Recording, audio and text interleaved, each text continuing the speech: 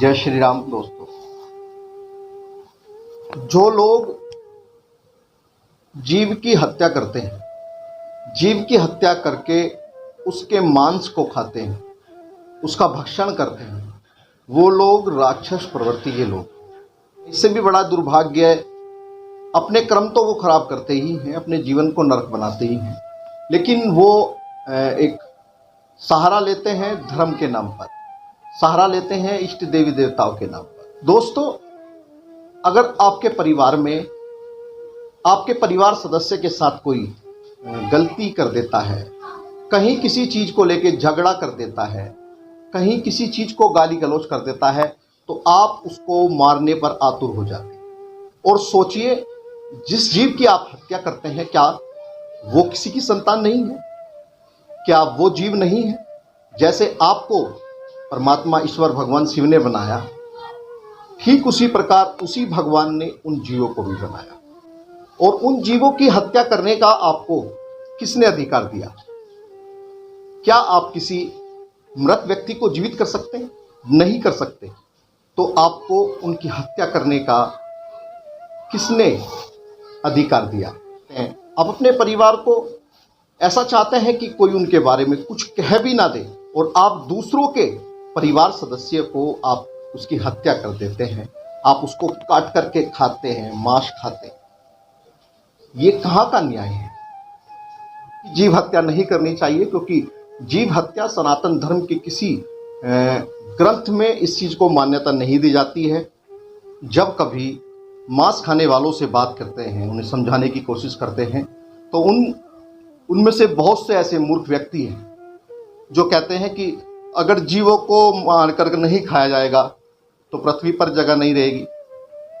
तो उन मूर्खों से मैं पूछना चाहता हूँ, जब कभी हमारे किसी परिवार के सदस्य के साथ कोई हादसा होता है, हत्या कर दी जाती है, तो फिर आप हत्या का मुकदमा दर्ज क्यों कराते हैं? आपको भी भगवान ने बनाया और उसने उसको भी। जितना अधिकार आपको जीने का है, इतना अधिकार उसका है।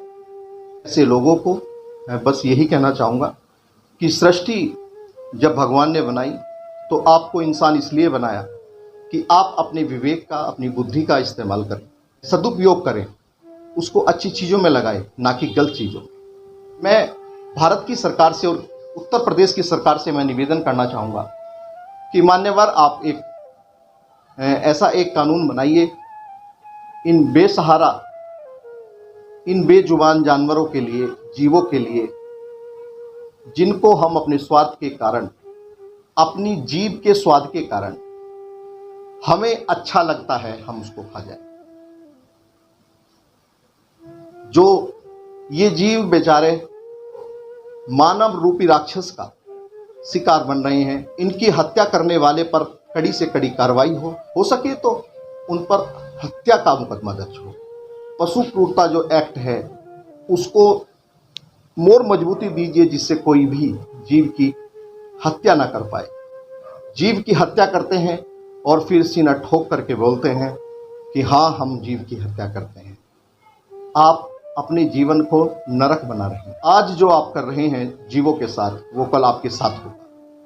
विश्वास रखिए, आप उससे कदापि बचने वाले नहीं हैं। पूरे देश की जनता से मेरी अपील रहेगी कि आओ इस जीव हत्या को बंद करें। आप लोग जब कब्रिस्तान में जाते हैं, आप लोग जब शमशान में जाते हैं, तो वहाँ से आकर स्नान करते हैं, और आप मीट को पकाते हैं तो शमशान, और आप अपने पेट में रखते हैं, खा जाते हैं, तो ये कब्रिस्तान। फिर इससे कभी आपको घृणा नहीं आई? इससे आपको कभी बुरा नहीं लगा? तो अपने इस स्वार्थ को छोड़िए और अपने जीवन को सकारात्मक बनाइए, अपने जीवन को सफल बनाइए। इंसान हो तो इंसान की तरह दिखो, वरना आप तो जानवर से भी बदतर हो। तो मेरा सभी से यही निवेदन है कि अभी समय है अपनी गलतियों को सुधारने का। जो लोग ऐसी गलती कर चुके हैं, तो चलिए एक मेरे प्रश्न का आप जवाब दे दीजिए।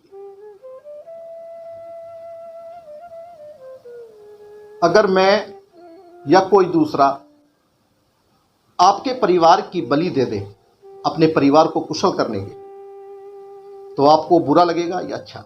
जहां तक मैं सोचता हूं कि बुरा लगेगा, और अगर किसी ने ऐसा कर दिया तो हम उसके खिलाफ मुकदमा दर्ज कराएंगे, उसके खिलाफ बहुत सारी कार्रवाई करेंगे। जो कुछ हम जितने सामर्थ्य के साथ हम कुछ कर सकेंगे अपने अपने सामर्थ्य के अनुसार, हम वो सब कुछ करेंगे। तो दोस्तों, वो भी तो किसी माँ बाप के बच्चे हैं, किसी की संतान है, किसी के भाई हैं। उनको भी जीने की ऐसी ही इच्छा होती है जैसी आपको। अपने इस स्वार्थ को छोड़िए और अपने जीवन को सकारात्मक बनाइए, अपने जीवन को सफल बनाइए। इंसान हो तो इंसान की तरह दिखो, वरना आप तो जानवर से भी बदतर। जय हिंद, जय भारत। मैं आपका छोटा भाई सचिन खटीक और संगीत सोमजी का सेवक। जय हिंद।